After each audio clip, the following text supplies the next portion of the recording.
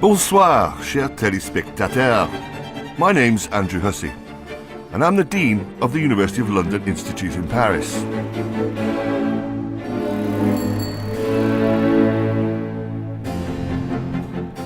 I first came to the city as a teenager, and I've had a big connection with it ever since.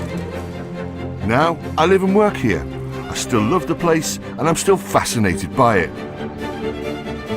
But these days, I travel around Paris not just for pleasure, but also to explore the places that inspire my writing about the city. But there's still one trip in Paris that I always make with a fair amount of trepidation. And that's here, to the Louvre.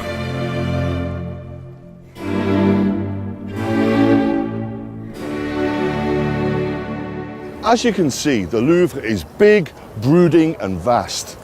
And to be honest, I've always been quite intimidated by this most massive of museums. But in this film, I want to change the way that I, and maybe you, see it too. So I want you to come with me on a tour of this extraordinary institution and to do a little bit of time travelling in French history. On the way, I'm going to try and make sense of a place that's jam-packed with over 35,000 pieces of art that you'll find in mile after mile after mile of galleries. It's a building that's over 800 years old and bursting with history. So come with me and see the Louvre transformed from a medieval fortress to a royal palace and then to a modern-day museum. We'll look at the great art of Da Vinci, Rubens, David and Géricault. We'll enjoy the glories of antiquity, and we'll explain why the magnificent artworks you can see today arrived in the museum and what they tell us about both the Louvre and France. I want to argue that if you know the secrets of the Louvre, know its history, know the glorious art within these walls, then I think you can understand France.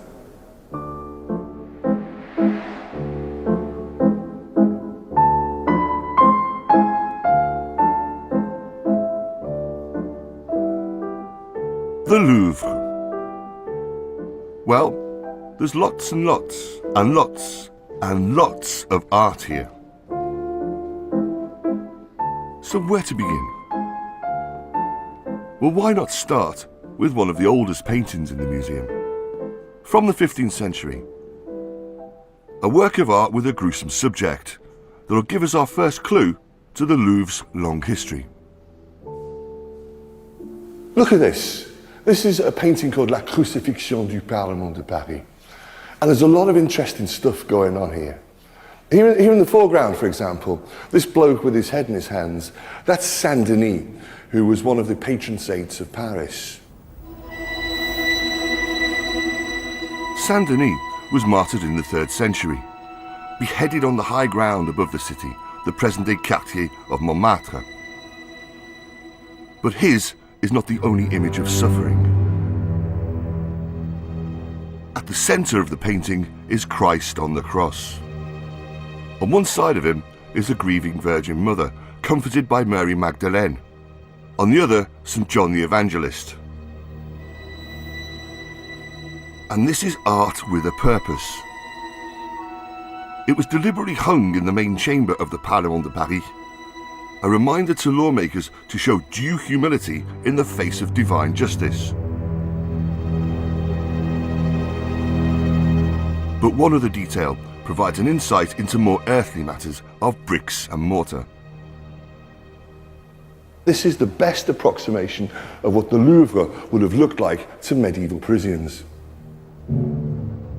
What they saw was a fortress, a citadel of military power.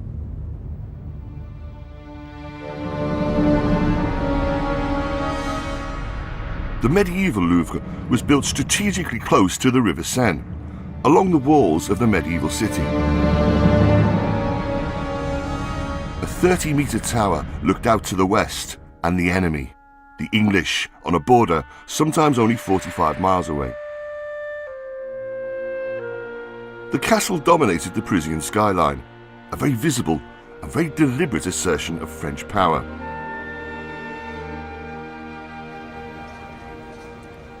On the outside of today's museum, there are a few clues to what lies underneath. The opening of a well and a cesspit. Below, there are the thick, strong walls and tall palisades that defended the Capetian and Valois kings of France from their enemies.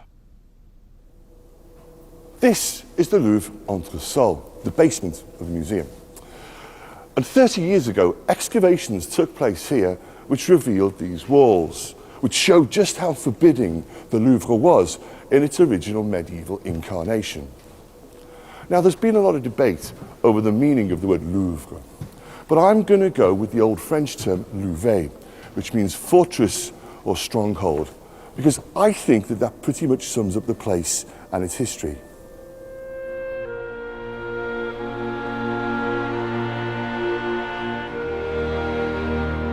When the Renaissance came to France in the 16th century, this military fortress became a royal palace of great style and culture.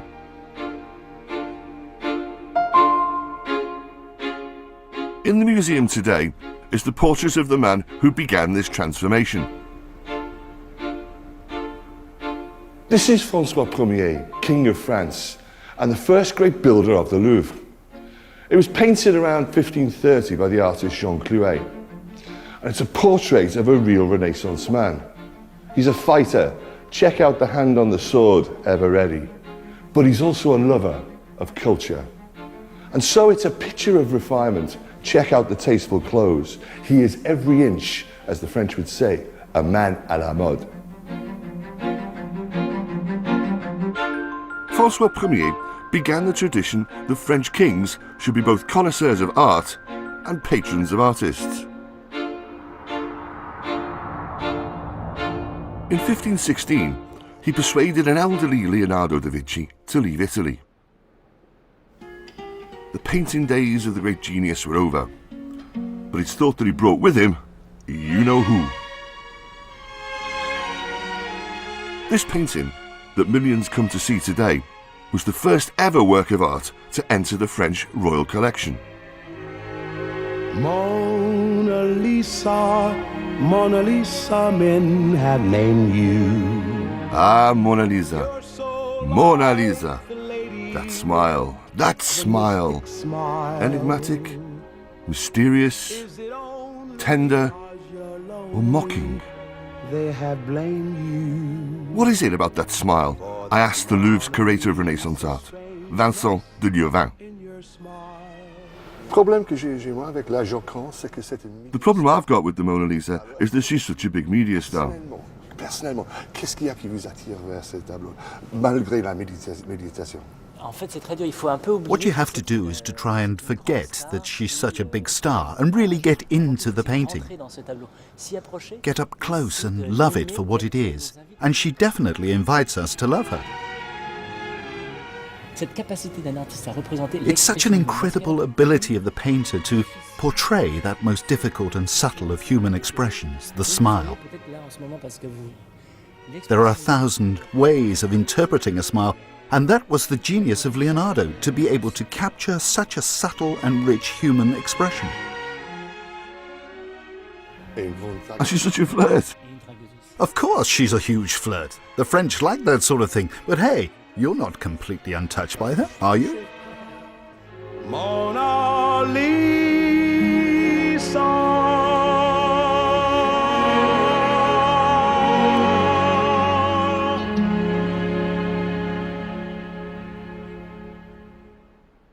Now, what else is there left to say about this painting? Only that in the 16th century, La Joconde, as it's known in France, was something quite new in Western art. Cette idée de créer un contact entre The idea of creating a sense of contact between the viewer and the subject had never been done before. Or the open posture with her hands turned towards us. She's greeting us as if we were in her palace, in her room even. And it's even smiling at us. That technique of drawing the viewer directly into the painting was hugely innovative. And is all this a new departure for Western art? Absolutely. How many politicians' portraits have you seen in the style of La Joconde? Everyone uses Leonardo's style, from the framing to the posture to the direct approach of the subject to the audience. So how influential was this approach to portraiture at the time?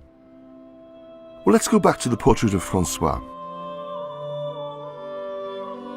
Had its creator Jean Clouet seen the Mona Lisa? We don't actually know, but François does look us straight in the eye.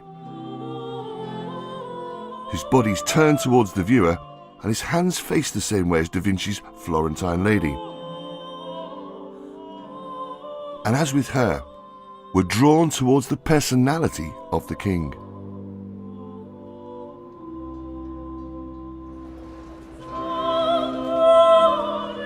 François was not only a patron of the arts, but a builder of palaces. He'd spent some time in Italy, and he wanted to emulate the style of the Renaissance palazzi.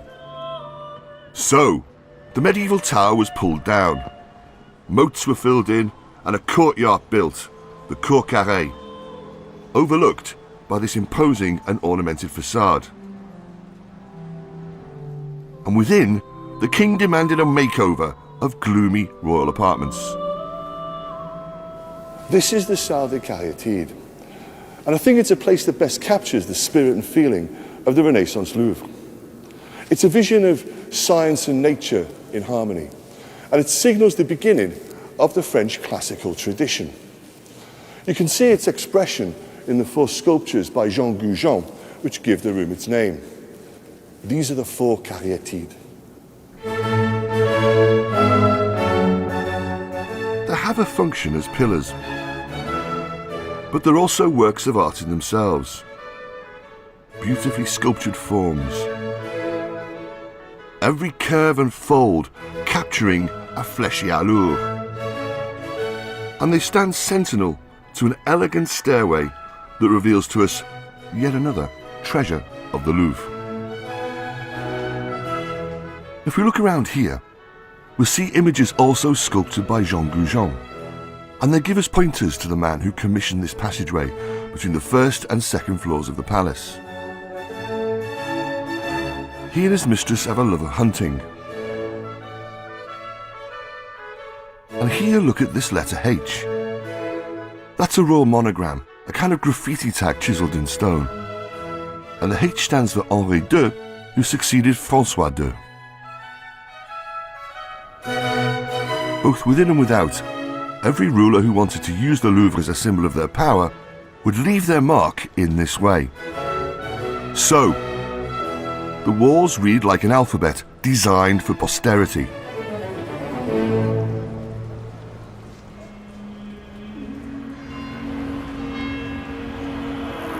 The Renaissance Louvre was a place of great culture, but it was also the location for great violence during the infamous St. Bartholomew's Eve massacre.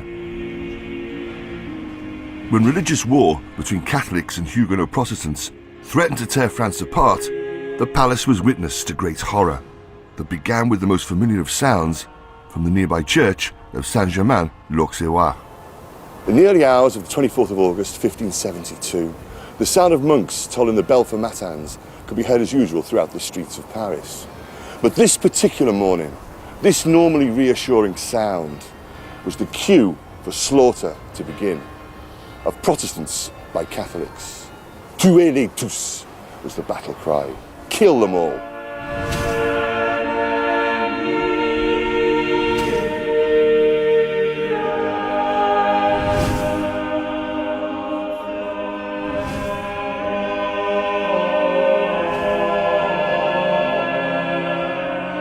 Writer on the Louvre, Daniel Soulier, told me about the moment the very heart of power in France became a killing field.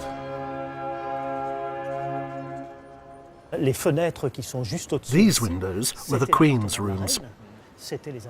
And so all the key decisions surrounding the St. Bartholomew massacre would have taken place just metres above where we're now sat. We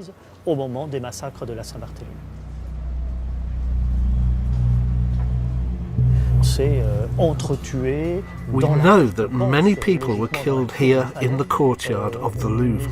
They were slightly hesitant to kill people in the actual royal apartments, so we imagine that they dragged a lot of people out here in order to kill them. There's another story that people tell, where the king at the time, Charles IX, sat in a balcony window with a crossbow, firing down upon Huguenots who were trying to escape on the River Seine.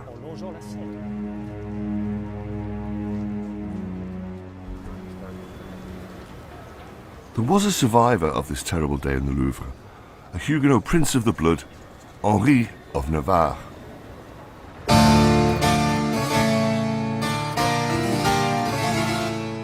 Days before the massacre, Henri had married the sister of Charles IX, Marguerite de Valois. 20 years later, the couple were King and Queen of France. The last Valois king had died childless, and Henri, next in line to the throne, became the first ruler of a new dynasty, the Bourbons. But to become Henri IV for all of France, and crowned as such in Paris, a deal needed to be struck. Henri would have to convert to Catholicism. He passed through here, the Rue Saint-Honoré, which is just opposite the Louvre, heading for Notre Dame to hear Mass. And this was on the 22nd of March, 1594. He did this because, as we know, to give France peace and unity, it was worth a Mass. Paris vaut bien une messe. A statue of Henri IV is on the Pont Neuf, which was itself completed in his reign to connect the right and left banks of the Seine. But the king was also determined to make his mark on the royal palace nearby.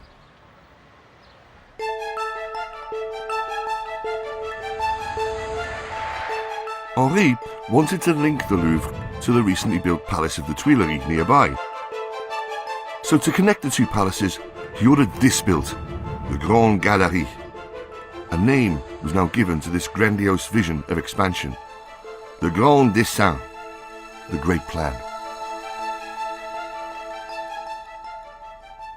As you can see, it's all conceived on the grandest scale. It's half a mile from there to there, for example.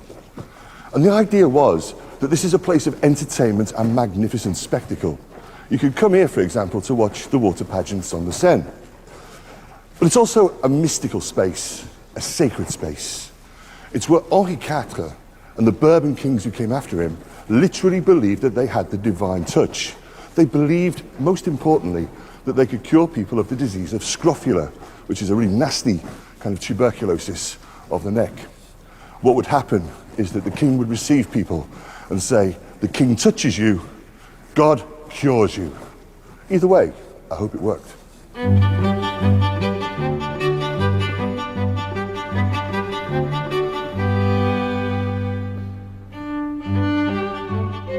Now there is a clue to Henri's life and loves in the Louvre. It's a painting that's not in one of the main galleries, where thousands gather to look at the usual suspects. But if you find this mysterious and striking work of art, you won't be disappointed.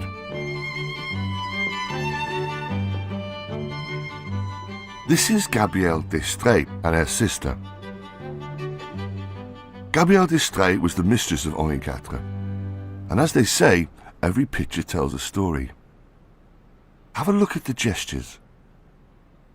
Gabrielle's sister is holding her nipple between thumb and finger, to indicate that she's pregnant with the king's son, the future Duc de Vendôme. And Gabrielle's also holding a bejewelled band of gold. It's not worn on her finger to symbolise a marriage, but it's thought to be the king's coronation ring, a token of his love and his loyalty. The two women are sitting in a bath, perhaps filled with milk or wine, as was the aristocratic custom. Both are beautifully made up to show off their white alabaster faces.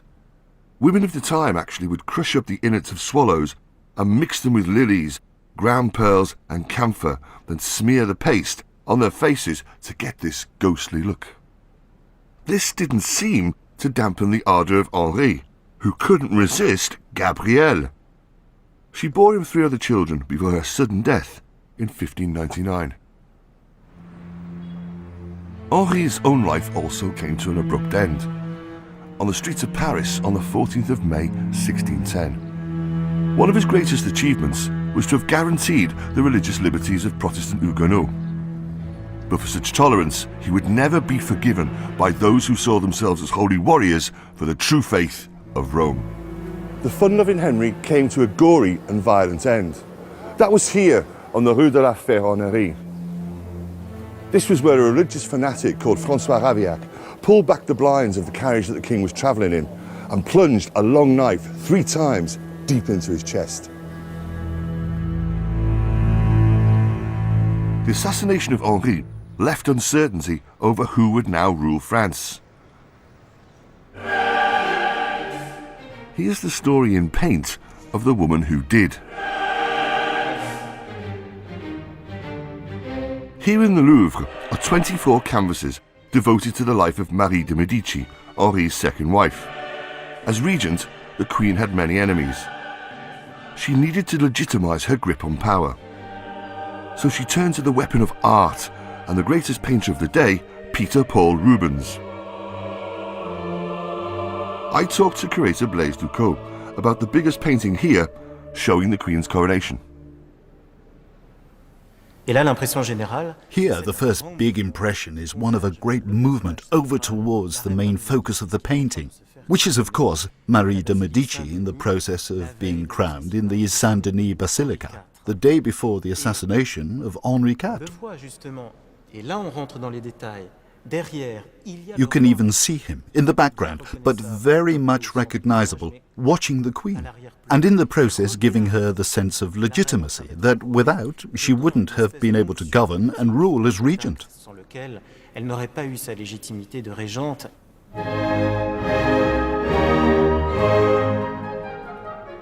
This is painting on the grandest of scales.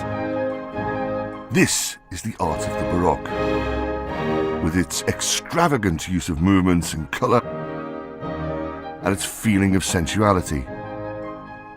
And all of this simply leaps out here.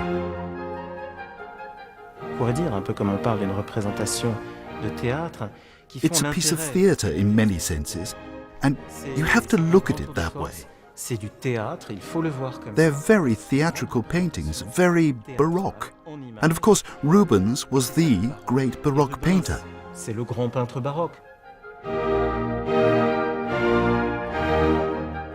And it was the sheer monumentality of the Baroque that fired the imagination of the next ruler of France to mould the Louvre in his own image.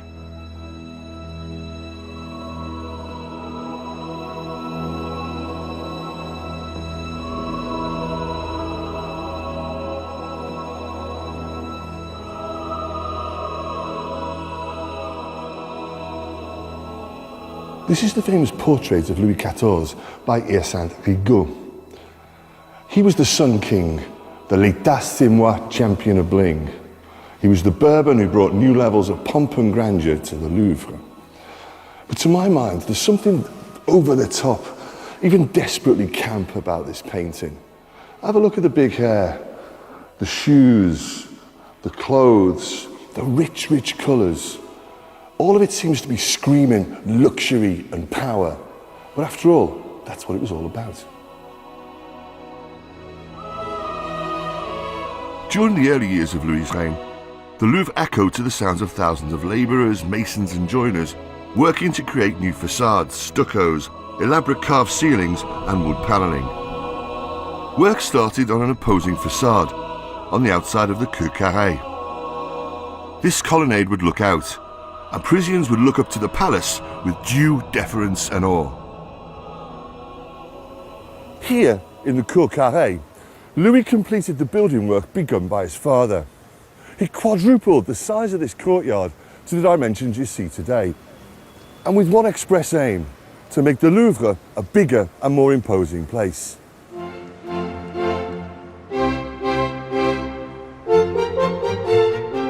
inside, a royal waiting room was built, the Rotonde d'Apollon, to wow impressionable visitors to the royal palace. Just off the Rotonde, a spectacular gallery was built, the Galerie d'Apollon, designed by the king's architect, Louis Le Vau. And I'm looking around because everything here has got a kind of mythical or allegorical meaning, and all of that is literally revolving around the king himself. And just look at this place. It's splendid, it's glittering with all this gold glory. It really is, you know, the personification of what it means to be the Sun King. Every image here reinforces the assertion that the king was godlike, the centre of the universe, looking down from high on a country where he, and he alone, had absolute power, with a rule over France that could never ever be questioned by mere mortals. Unlike his illustrious predecessor Francois, Louis was not only a builder, but someone with a huge appetite for collecting art. The Charles Saatchi, if you like, of the 17th century. During his reign, the size of the royal collection expanded from 150 to exactly 2,376 paintings. He bought the best French art of his time, 32 Poussin, 11 Claude, 26 Lebrun, and 17 Mignard. And foreign masterpieces like this lovely but sombre painting, The Death of the Virgin, by Caravaggio. All now hang here in what was his Louvre.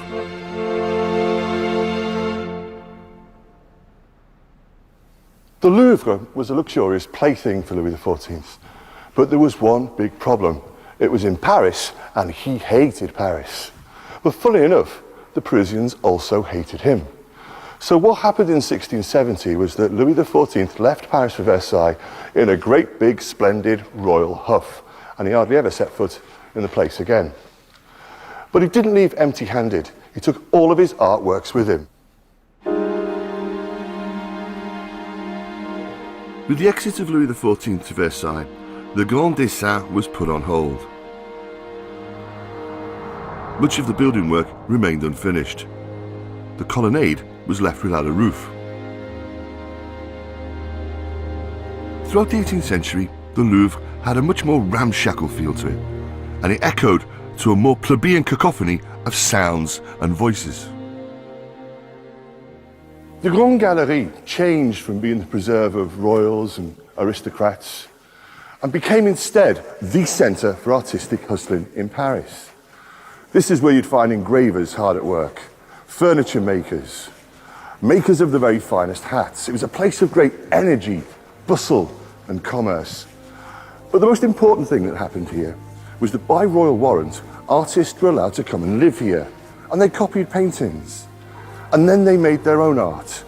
And this was the moment when the Louvre properly became a centre for cultural exchange in the endless carnival of Parisian life.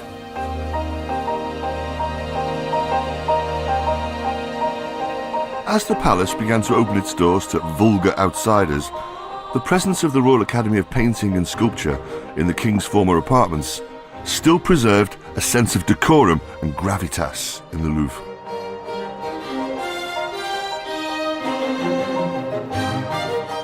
First in the Grande Galerie, then here in the Salle Carrée, the Academy held an annual, then biennial exhibition. Starting on St. Louis' Day, 25th of August, the salon was open to the public. The idea of showing art to all who wished to come was novel and proved fantastically popular. Events at the salon was something to be argued about in another institution, forever dear to all Parisians.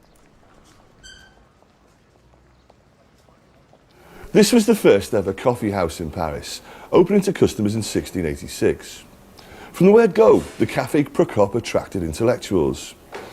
In the 18th century, the very philosophe of the Enlightenment came here. And amongst them was someone very important to our story. Behind me here, this is Denis Diderot. Now, Diderot wrote penetrating critiques of the salon, and in doing so, he effectively invented art criticism. and he threw down a challenge to artists with an ambition to impress him at the Salon. First of all, move me, surprise me, rend my heart, make me tremble, weep, shudder, outrage me, and delight my eyes afterwards, if you can.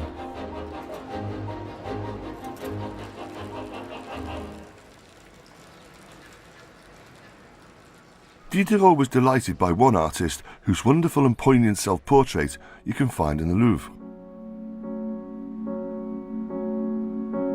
And this is the painter, Jean-Baptiste Simeon Chardin. Chardin did this pastel drawing of himself when he was 76, and the infirmity of old age had stopped him painting in oils. In his still lives, Chardin was painting on a much smaller scale than a Rubens. And the canvases of Chardin have an apparent simplicity about them. But this art is not simplistic, and in these paintings, small, not big, is beautiful. The work of Chardin mesmerized Diderot, who saw something magical at work. Oh Chardin, it's not white, red and black that you're mixing on your palette. It's the very substance of objects. It's the very air and light that you put on the tip of your brush and place on the canvas. I talked to curator Marie-Catherine Sahu about Chardin and what he taught Diderot.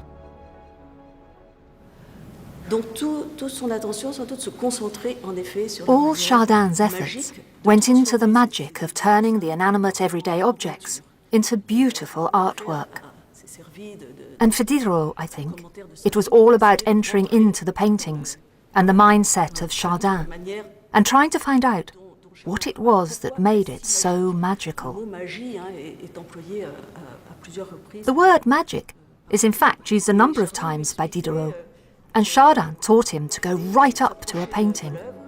That when you get up close to a painting, it ceases to have any significant meaning. It becomes just streaks of paint. And then, gradually, as you move away from it, everything slowly creeps into focus.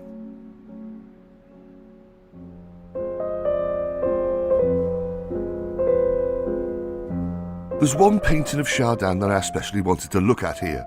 The one that's considered his masterpiece, the Ray. Yes, it's a still life. But with such energy and motion. Look at the cat about to pounce on the oysters.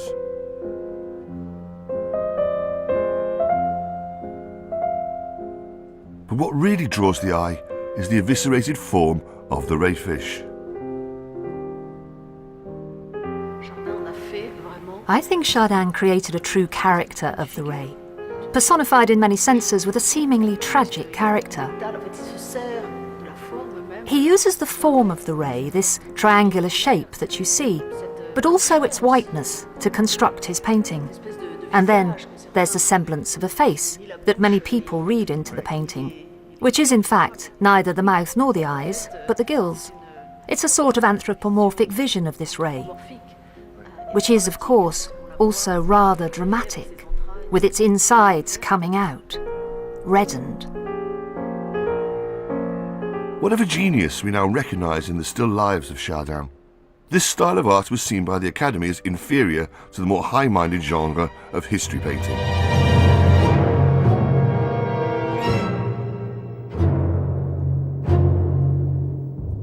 Works inspired by the past can be seen in the Salle Rouge, where hang the creations of one artist who in the late 18th century received the acclaim of the Salon, with paintings that look back to antiquity as a source of moral instruction to the present.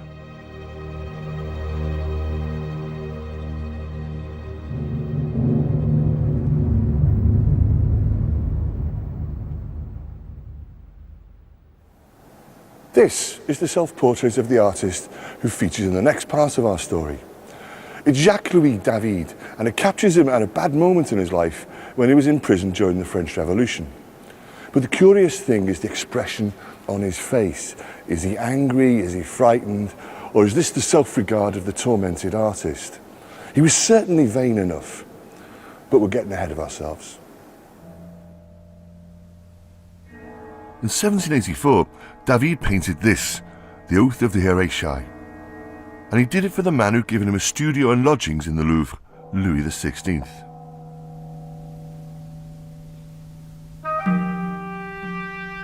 It tells the story of three brothers sworn to defend Rome.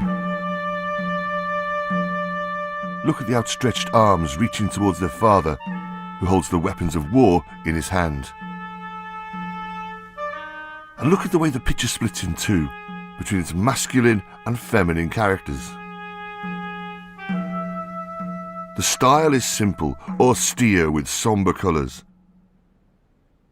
The painting took the Salon of 1785 by storm, hailed as an instant masterpiece of neoclassical art. But what meaning did it have from the monarch who paid for it and for others who saw it?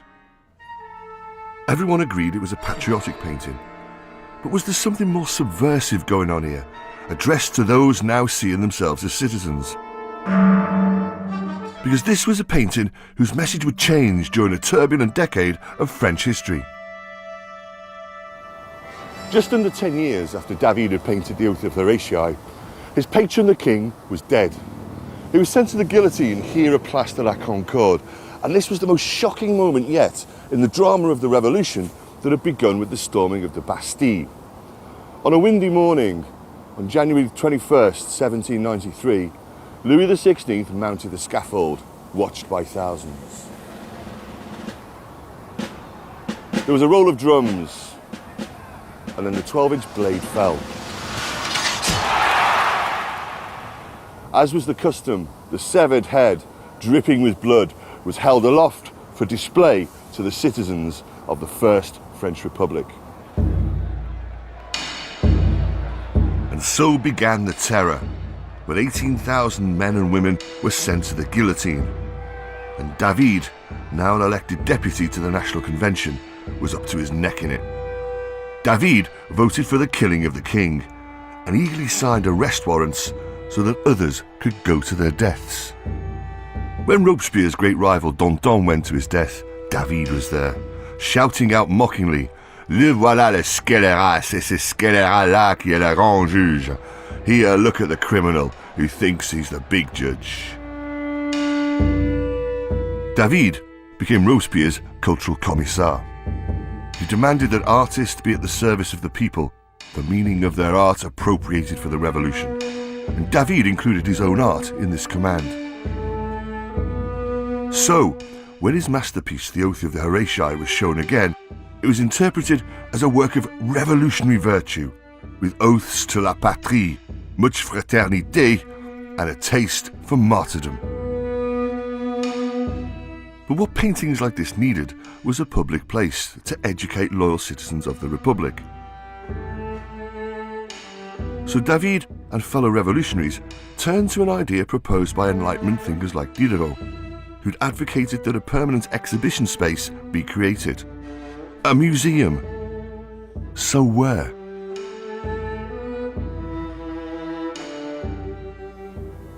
On the 10th of August 1793, exactly 12 months after the fall of the Ancien Régime, the Louvre was declared Musée de la Nation, the People's Museum. And the ceremony took place here in the Grande Galerie. What actually happened was that all art in France was nationalised, all art, in fact, in the territories that France also had its eye on. So what happened really was that from the royal collection in Versailles, from churches, from aristocrats, from exiles, all art now belonged to the people, la grande patrie. This was brutal and necessary, argued the likes of David and his fellow revolutionaries. But what was really happening was a seismic shift in European history. This was the moment when art ceased to be the preserve of the rich and the wealthy and was really at the service of the people.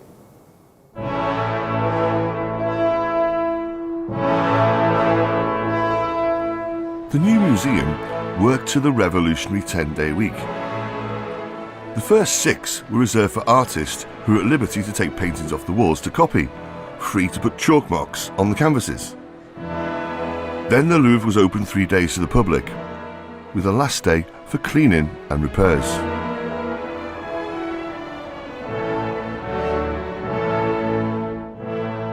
And to add to the galleries of confiscated art, the Revolutionary Army was given the order to seize new treasures during their campaigns abroad.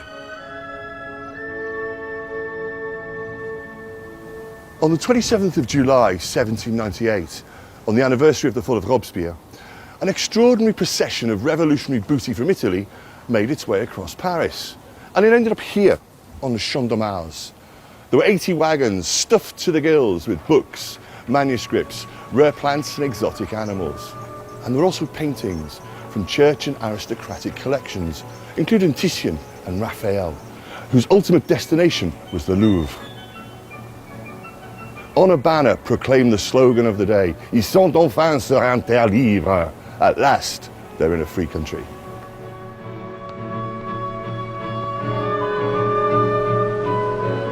Today, there are works of extraordinary beauty for us to enjoy in the Louvre, and all because of this revolutionary plundering.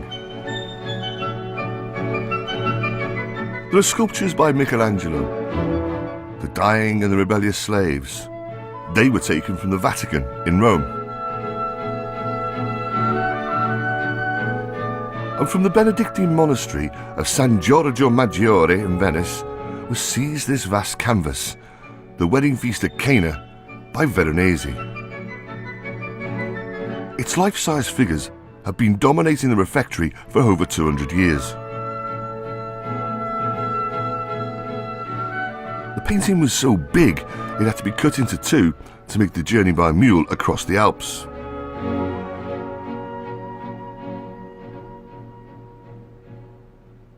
Vincent Deleuvin knows the painting intimately.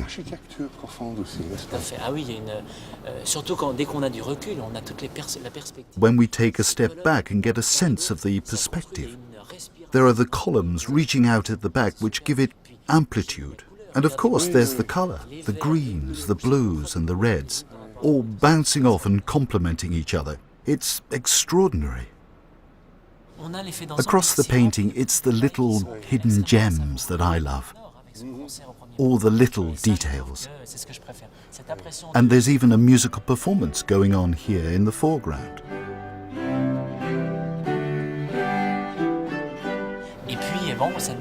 And there's a woman over here that's looking straight at us, as if flirting with us, next to the one picking her teeth.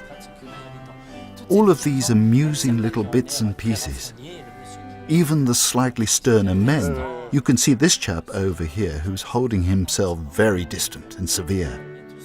Those that look like they're about to fall asleep because of the alcohol. It's such a vibrant painting, almost noisy, if you will. But in the end, what I find extraordinary is the figure smack bang in the middle of the painting. This is the haloed figure of Jesus Christ, with the Virgin Mary by his side, staring into space, oblivious to the revelry around him. Perhaps the message here is simple. All this pleasure around me is ephemeral.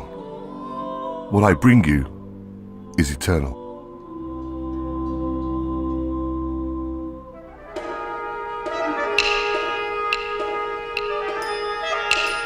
By 1798, when this booty reached Paris, the revolutionary ardour of David, indeed of France, had cooled. After the fall of Robespierre, David was arrested and put in prison where this self-portrait was painted. So perhaps this gaze shows a certain scepticism and distaste for the rough old trade of politics. But if David was anything, he was a survivor. And on his release, the painter was ready to ride the next wave of history. Time to offer his talents to the next strong man of France.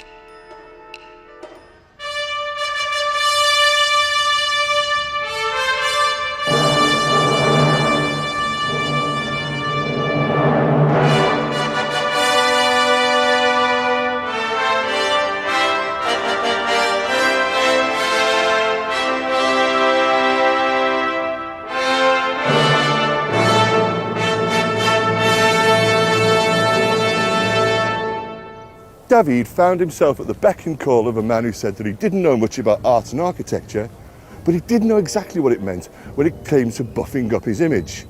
This was a man who'd been a military hero during the revolution. Then after the coup d'etat that ended the Directory, he was a first consul. He was the despot who crowned himself emperor. Yes, Napoleon Bonaparte.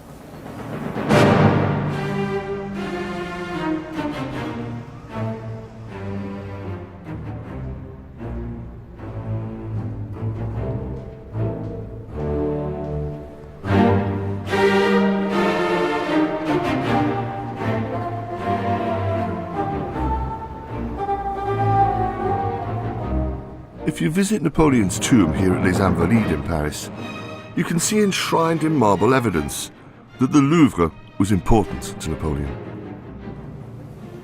Partout où mon règne a percé, il a laissé des traces durables de son bienfait. I love this. This is the celebration of Napoleon's public achievements. It's look upon my works, ye tourists, and be impressed. And on either side there's a list of everything that he's achieved as public works. And in the centre of it, there's les travaux du Louvre, the Louvre.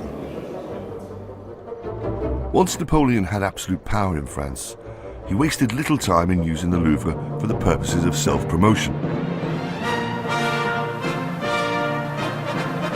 The dictator ordered that the Revolutionary Museum now be called the Musée Napoléon. And he had this mini and first Arc de Triomphe erected here in front of the Louvre on the Carrousel as a monument to his martial glory. On top were beautiful bronze statues of horses plundered from St. Mark's Square in Venice. Friezes celebrated Napoleon's many military campaigns. And there's this inscription dedicated to the Austrian campaign and the decisive French victory at the Battle of Austerlitz.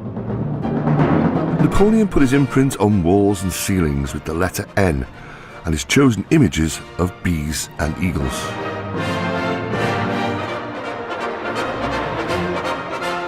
And he needed a painter to immortalise the most sacred moments of his life in the most sacred spaces. On 18th of December 1803, a proclamation declared, "Nous avons nommé Monsieur David notre premier peintre." Much to the immense self-satisfaction of David, he was now our first painter, and in 1804, we had a job for him. Napoleon made sure that David, his court painter, witnessed the moment that he crowned himself emperor here in Notre Dame on the 2nd of December 1804.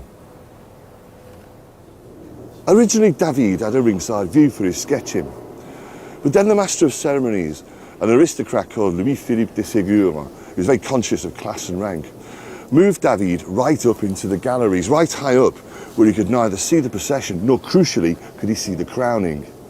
But when this happened, David exploded. He went mad. There was a fight, real fisticuffs. And it was only after this punch-up that David got his rightful place back. The rest, of course, is art history. But, you know, talk about an artistic temperament. The finished work's in the Louvre. And it's a piece of work on a huge scale. But it's the detail that's important, and this is what preoccupied David and Napoleon when they met to discuss the painting. David captured the moment that Napoleon crowned Josephine Queen, not his own coronation. Her kneeling figure was copied from Rubens's Coronation of Marie de Medici. And by the way, she's had years taken off her by David's painterly facelift. Originally, David had painted the Pope with his hands folded in his lap, until the Emperor explained that he hadn't got the Pontiff all the way from the Vatican just to sit and do nothing. So David changed this to Pope Pius VII, blessing the coronation.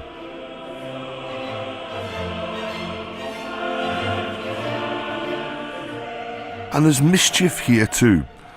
Look at the wily survivor Talleyrand and his turned up nose. This is the man that Bonaparte famously called a piece of shit in a silk stocking. The female figure on the balcony, that's Napoleon's mother, who couldn't stand Josephine and actually wasn't there on the big day. But on instruction, David put her in the picture anyway. And there, of course, sketchbook in hand, is the great artist himself. Despite the success of this painting, There was a prickly relationship between David and the courtiers around the emperor. This picture was meant to be the first of 4 celebrating the coronation, but the project was never completed after squabbles about money. So it's perhaps no coincidence that in 1806, the great general gave David and fellow painters their marching orders. They had just 24 hours to pack up their studios in the Cour Carrée and get out. And when Napoleon married for the second time in 1810, David wasn't asked to record the ceremony when it took place in the Louvre. The close relationship between painter and despot was over as their fortunes declined. David to new rivals with new ideas about art, Napoleon to the hubris that led to his fall from power and the return of the Bourbon monarchy. The rule of Napoleon was ended in 1815 with the Battle of Waterloo, and the restoration of the Bourbon dynasty was secured. The Louvre was renamed Le Musée Royal, and all of the visual propaganda changed too. Out went the Napoleonic N and the bees and the eagles that had been his symbol, and in came the image of the lily and the monogram LL for Louis XVIII. And there was other interesting stuff. If you look up here, you can see that this is the face of Napoleon. What happened was that the new king had a wig placed on Bonaparte's head, transforming him into the image of his illustrious forebear, Louis XIV.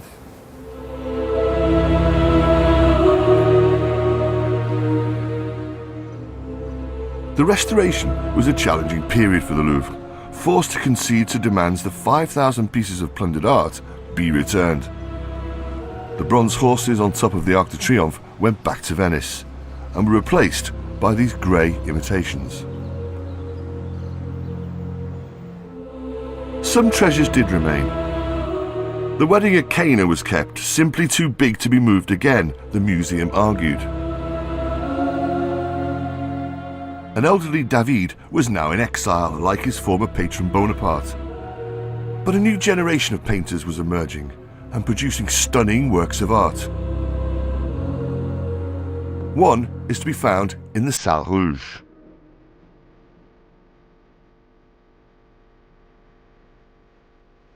This painting, Le Radeau de la Méduse, the Raft of the Medusa, by Géricault, is one of the great treasures of the Louvre. It was the talk of the Salon when it was first exhibited in 1819, and it was very quickly acquired by the then director of the Louvre, the Comte de Forbin. I think it's an extraordinarily complex painting. It's realistic, but it's not quite real. You've got these human bodies constructed as a kind of pyramid. It's very romantic. It's about human suffering, but also about the impossibility of hope.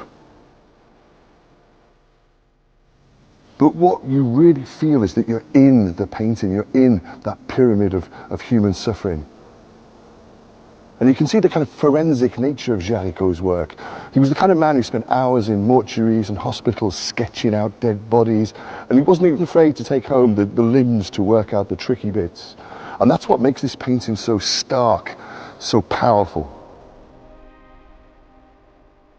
There was no bigger scandal than the shipwreck of the frigate Méduse off the West African coast, captained by the hapless Viscount Chaumarie. Of the 147 crew, only 13 survived. This was headline news, and the public lapped up lurid tales of cannibalism and madness. Such a juicy story translated to canvas could only be good for the career of the 20-year-old artist. I asked curator Sébastien Allard about the painting. It was, and has been taken as a form of allegory, since Géricault's depicting a ship that was wrecked as a direct result of the incompetence of its captain. Survivors were stranded on a raft without food, water, or hope, and people took all this as an allusion to the French state after the fall of the empire, governed by incompetence. There were more intense, romantic sensibilities at work here. We can see here a taste for rather dark and sinister painting that's in stark contrast to the relatively clear and bright paintings of David. and which of course acts as a tool towards the dramatic effect of the painting. And it's a rather macabre style, with a penchant for death and corpses.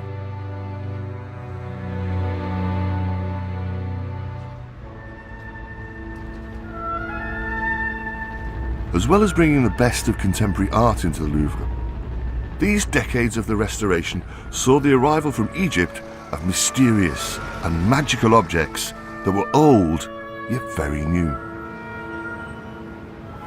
On the 25th of October 1836, the great obelisk behind me here was unveiled. It came from a temple in Luxor and was the gift of the Khedive of Egypt. Its original base featured monkeys who had suspiciously large erections, and obviously this had to be replaced by something much more austere, in granite and fashioned in Brittany.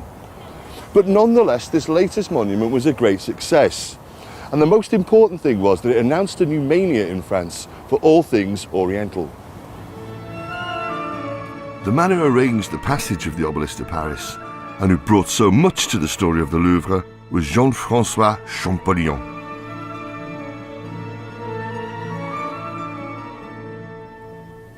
Now, Champollion worked here in the Louvre, and he established the superb and stunning collection that we see here today. But not only that, Champollion was the first person to decipher hieroglyphics, and in doing so, he invented the science of Egyptology. Inspired by Napoleon's Egyptian campaigns, Champollion devoted his life to understanding this ancient culture. By the age of 16, he knew a dozen ancient languages, and with this extraordinary facility, he began the long task of deciphering hieroglyphs. In 1824, in the Précis du système hiéroglyphique, Champollion revealed that he had cracked these hidden codes. By this time, Champollion had persuaded the king to buy 3 private collections for the Louvre, and these were housed in a dedicated Musée Égyptien. When it opened, Champollion wrote an open letter to visitors, saying, "I'm thrilled just thinking about what I have to show you." And he was dead right to be thrilled. Along with statues of Egyptian pharaohs, there were religious artifacts and everyday objects.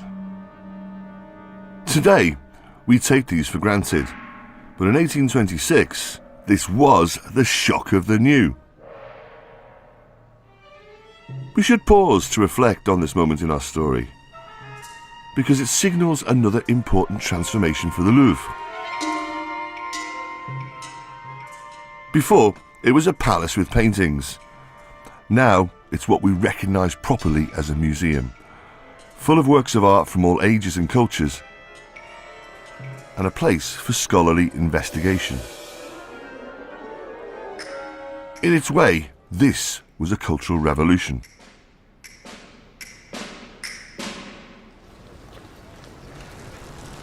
And speaking of revolution, what had happened to the French taste for it?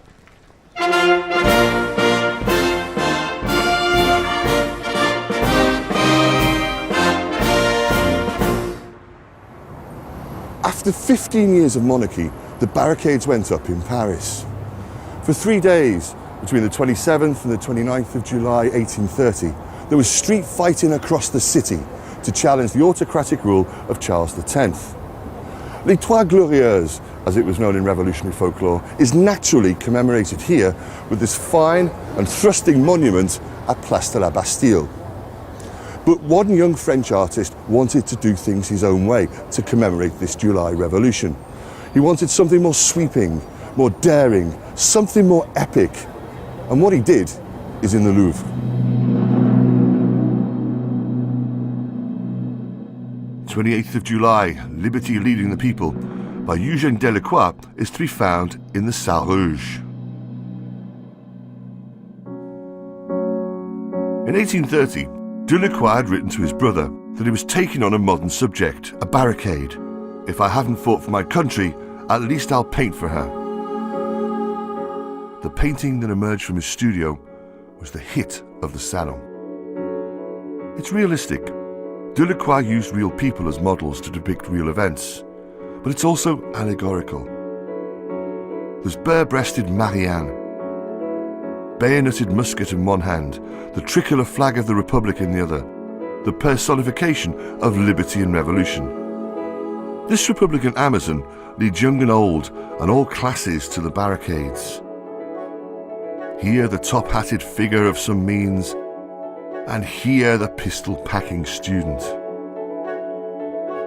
At their feet, the dead, a royalist National Guardsman, and this semi-naked figure, surely copied from Geico's Raft of the Medusa that Delacroix knew so well.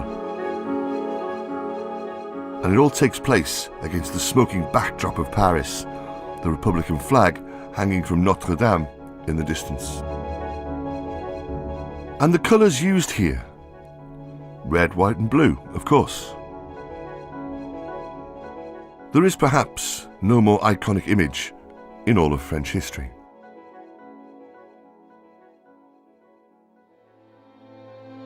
And it didn't take long for the street-fighting men and women commemorated by Delacroix to be at it again. As Karl Marx observed, history was repeating itself. Revolution in 1848 was, in that very French way, followed by reaction. The nephew of Napoleon, Louis Bonaparte, came to power by coup d'etat that ended the short-lived Second Republic. And like his uncle, he declared himself emperor of a second empire.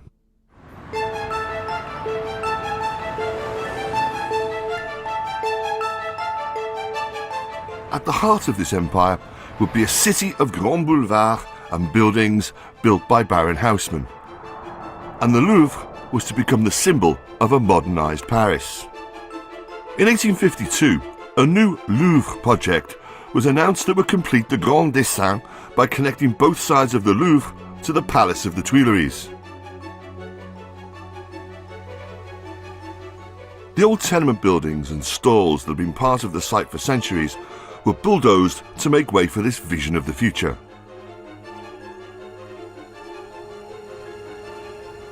The Louvre was once more to be a focus for political power. The emperor would rule from here. It would be the site of government, with bureaucrats in the new wings working away for France. And it would be a symbol of French cultural power, with its magnificent museum. The sheer ambition of this project was explained to me by Daniel Soulier. We say in France that Napoleon really gave the full packet. It was a full-on imperial project. He threw limitless money, limitless people and limitless resources at it. The emperor had a hand in everything that happened in the Louvre, so all possibilities were open. He ordered that where the little town had sprung up here behind us, the Richelieu wing should be built, and the Denon wing on the other side over here. With these two new wings, he was able to enclose the space and create a courtyard of vast proportions right at the centre of the building.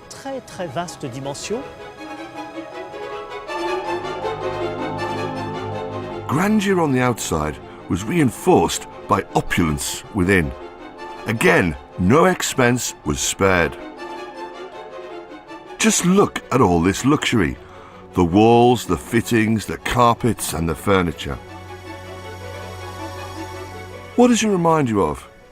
Yes, Louis XIV, and that was deliberate. This Second Empire style was a self-conscious and some said vulgar way of aping the Sun King. But Louis Bonaparte wanted everybody to know that his Louvre was as much a glittering reflection of his imperial eminence as any in the past. But the destruction of the old Louvre was mourned by one poet and critic. Charles Baudelaire was a regular visitor to the museum.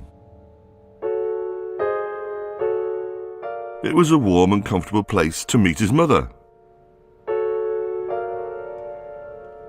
He once took a 5-franc whore to look at the ancient statues. She professed to be scandalised by the nudity.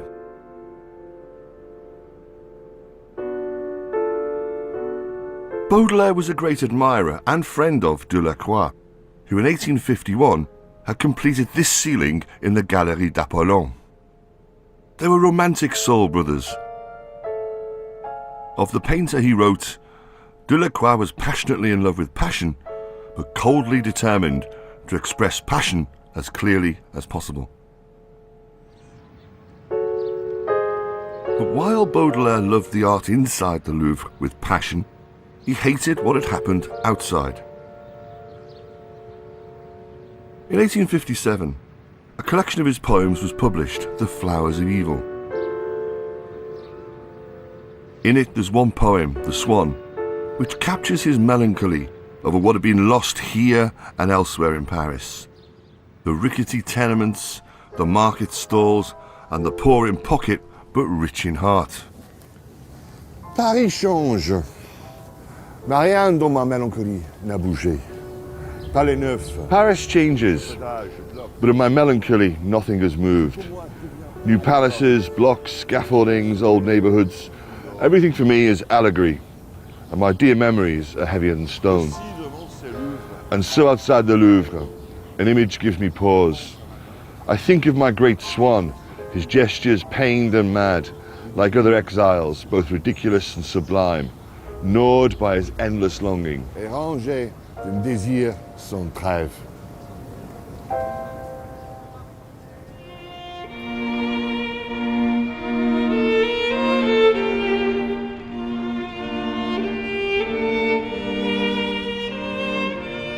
Baudelaire had lost his beloved Paris, but the city created by Haussmann for Louis Napoleon is one that you can still enjoy today.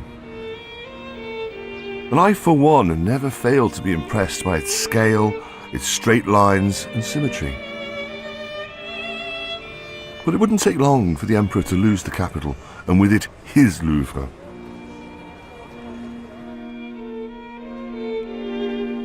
In 1870, he entered into a disastrous war with Prussia. France was occupied and Paris put under siege.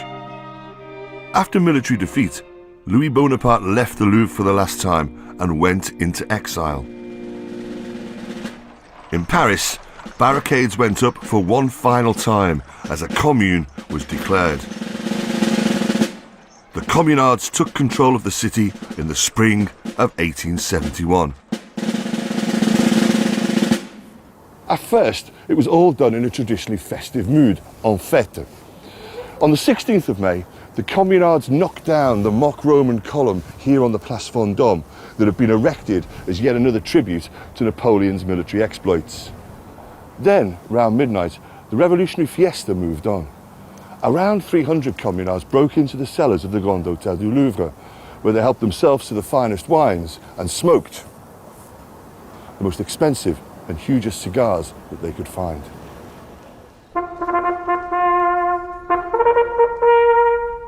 But these May days of hope were also accompanied by intense fighting around the Louvre. A civil war between left and right turned bloody. On the 23rd of May, the Palace of the Tuileries was set on fire and its dome blown up with explosives. The place that had been home to kings, queens and emperors burned for 48 hours.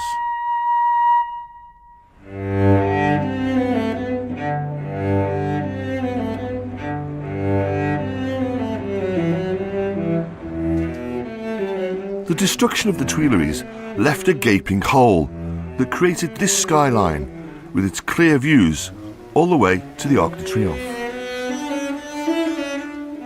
As for the Louvre, I think that this was a defining moment. The residence of royals and emperors, the Tuileries, had always been the symbol of autocratic rule to Parisians. Yet the Louvre was by now a different place in the eyes of the people, so it was spared the torch. Perhaps the presence of publicly available art guaranteed its survival. Why destroy the People's Museum? That would be vandalism. And by the time a Third Republic was established in the 1870s, there was much more to be enjoyed in the museum. There were wonderful new paintings donated by benefactors like the generous Duc de Lacaze. One of these is the Club Foot, by Giuseppe di Ribera, a 17th century portrait of disability. The boy smiles and reveals his broken teeth. He looks us straight in the eye. He wants something. So look at his hand, holding a piece of paper, a begging letter. For the love of God, give me arms, it reads. And visitors could marvel at this fabulous marble statue, the Winged Victory of Samothrace, which had arrived from an excavation in the Aegean. Over 2,000 years old, it's a depiction of the Greek goddess Nike, thought to be celebrating a naval battle. She's got a kind of still beauty and grace, but a flowing drapery gives her dynamism and movement. I feel as if she could take wing at any time and fly through the miles of galleries.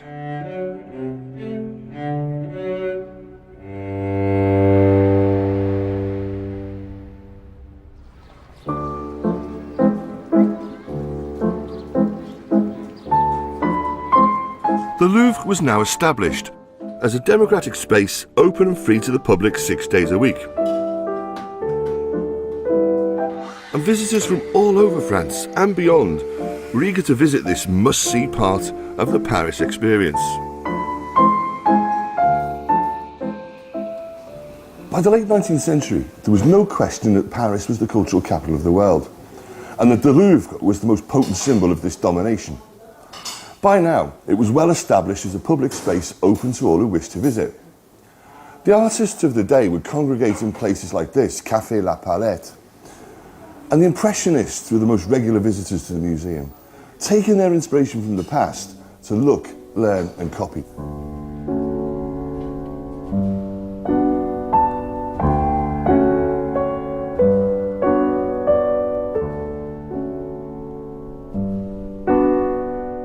Here in the Louvre is a pastoral drawing by Degas, La Sortie du Bain.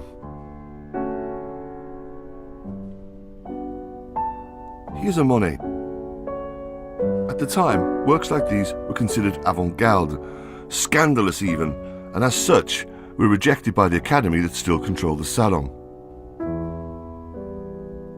So these painters were forced to exhibit in a Salon des Refusés. Here's a Pissarro. He once said to Cézanne that he'd be glad to see the Louvre burned down. But Cézanne himself valued the museum. He wrote to a friend, "Keep the best company, spend your days at the Louvre," which is just what he did. Cézanne loved to contemplate the work of Chardin, his visual language, his depiction of nature, the simplicity of his composition. And all of this he put into his own work.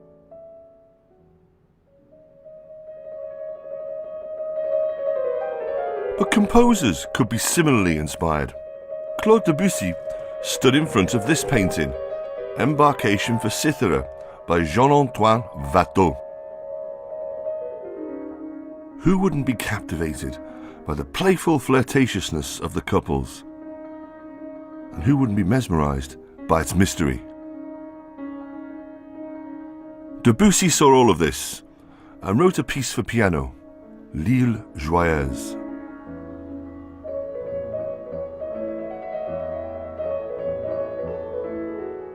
And writers too enjoyed the museum, not only as a place of culture, but also as somewhere to meet friends, and even sometimes to meet lovers.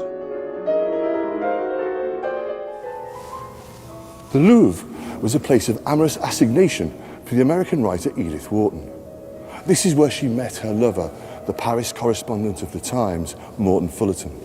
They used to send each other secret notes in the Paris postal system. It was a kind of early 20th century form of text messaging. One from Edith simply said, "At the Louvre, 1 o'clock, under the shadow of Diana." And speaking of mysterious ladies, after all these many years, what had happened to you-know-who? The Mona Lisa remained in the royal collection until the Revolution. Then in 1800, Napoleon demanded that she join him in his bedroom at the Palace of the Tuileries, So not tonight, Josephine. But in the 19th century, La Joconde was back in the Louvre, now scrutinised by tortured Eastites. That smile on her face was surely the oh so cruel and mocking pout of the femme fatale. Then, on 21st of August 1911, the painting was nicked.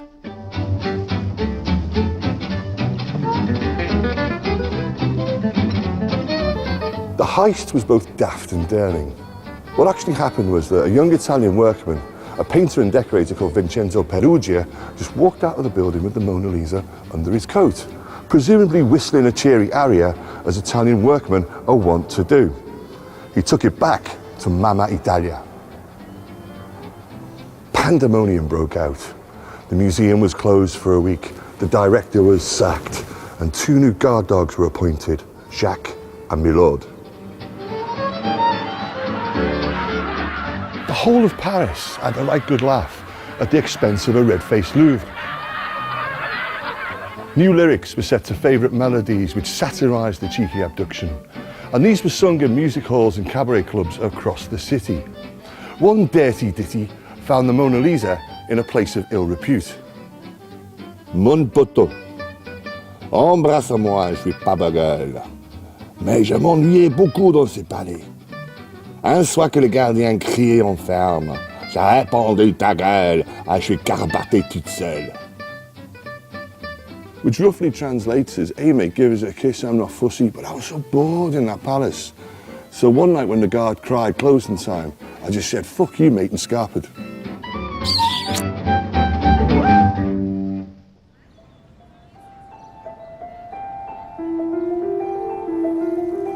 The year the painting returned to the Louvre, after being found in Italy, was the first of a world war when a generation bled to death for France. Then in 1940, a second war erupted, bringing humiliation and occupation. And after that, there was the loss of empire. So after all of this, how to project the prestige of France in diminished times? Why, with art, of course. And the Louvre had a role to play in a piece of cultural diplomacy. In 1962, General de Gaulle decreed that the Mona Lisa should visit the USA. So La Joconde left Le Havre on the luxury transatlantic liner SS France in a first-class cabin cocooned in a waterproof container that would float if the boat sank. On her arrival in New York, she was received by President Kennedy like a head of state, before doing her duty for France and becoming a massive hit with the American public. Monsieur Marot, I know that the last time the Mona Lisa was exhibited outside Paris, in Florence, a crowd of 30,000 people packed the gallery on a single day, while large crowds outside smashed the windows. I can assure you that if our own reception is more orderly, though perhaps as noisy, it contains no less enthusiasm or gratitude. By the 1960s, and despite the treasures within, the Louvre was showing its age. It was stuck in the past. So perhaps that's why New Wave film director Jean-Luc Godard decided to shoot a sequence for his 1964 film Bon Départ there, to show his heroine Odile and would-be criminals Arthur and France attempting to beat the world record for running through the museum. Obviously, they're up for a bit of fun in the stuffy museum. But I also think this is an artful piece of satire by Godard, a quick critique of the French cultural establishment.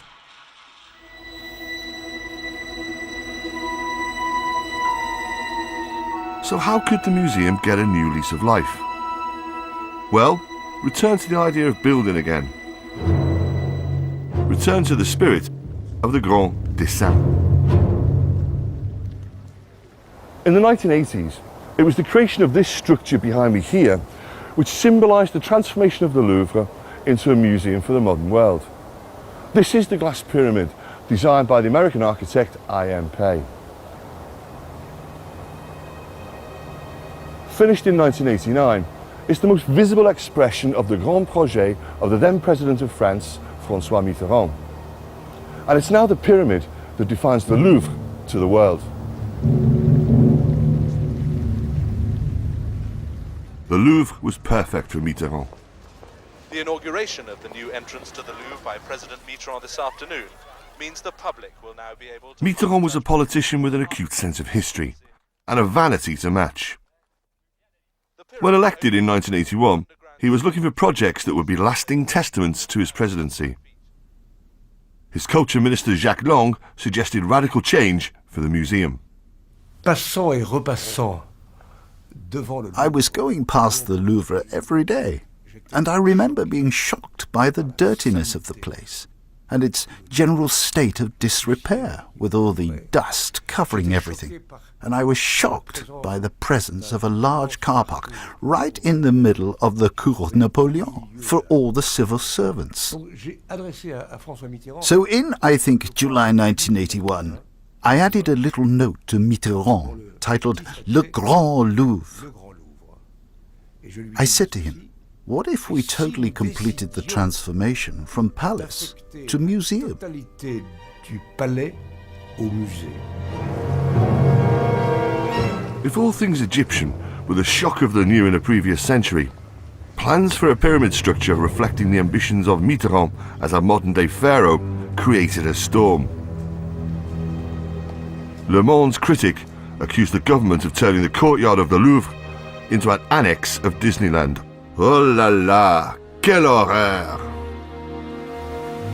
But I actually think that the Louvre came out of all this smelling of roses. This time, the modernists have won.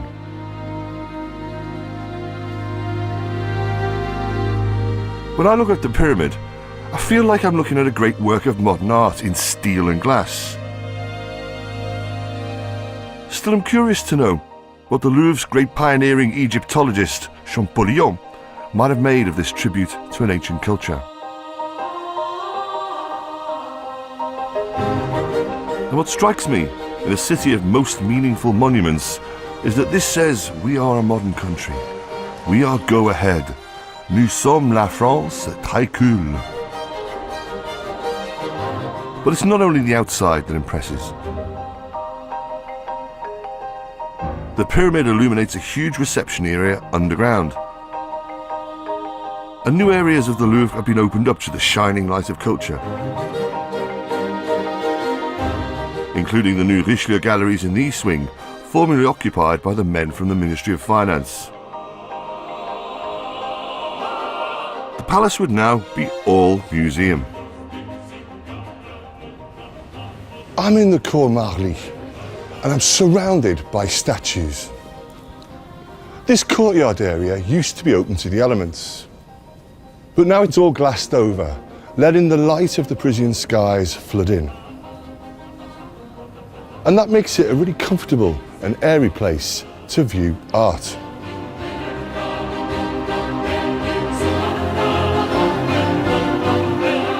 Visit today and you understand that the Grand Louvre project has been a runaway success. Before the 80s, 2 million people visited the Louvre every year. Now, the figure's closer to 9 million. And this grandest of grand projets continues.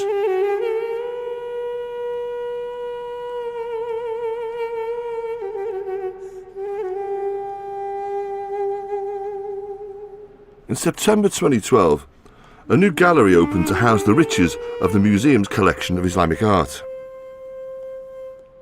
Here are 3,000 works in 3,000 square feet of exhibition space. All housed in the most radical piece of architecture to grace the museum since the pyramid. There's a wonderful elusiveness to the Islamic gallery's roof and ceiling. Is it a golden veil, undulating sand dunes, or perhaps even a flying carpet? Under this covering there are great treasures. With Islamic strictures against representations of the human form, everyday objects become art. A candlestick adorned with ducks, a perfume burner in the shape of a cat, both from 11th century Khorasan in Central Asia. And these calligraphic delights with their messages from the past. A lamp that shines the wisdom of Islam. A 9th century vase with a love letter written on its side. And a plate from Samarkand with an inscription which reads, "At first, magnanimity has a bitter taste, but in the end, it feels as sweet as honey."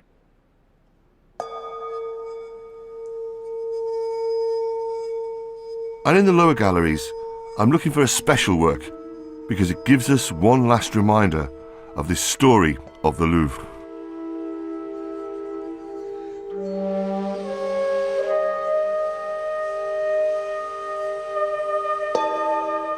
And here it is, the Baptistère de Saint-Louis, a masterpiece in brass, inlaid with gold and silver.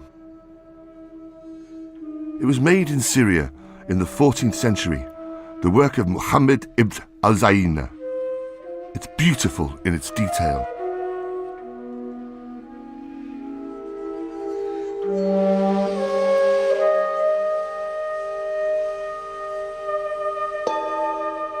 And here, a coat of arms seemingly hammered on at a later date. This is the fleur-de-lis of the Bourbon kings. How this extraordinary object got into their hands is not known, but it was used to baptize Louis XIII, son of Henri IV and father of the Sun King, those great builders of the Louvre. And it made its way to the museum in 1793, confiscated from the royal collection by David and the revolutionaries.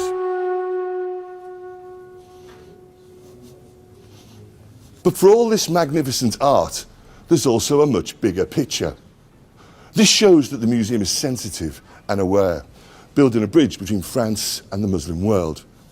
And this fulfills France's historical role as an influence there, une puissance musulmane. So, another canny piece of cultural diplomacy to project just the right image of France in today's world.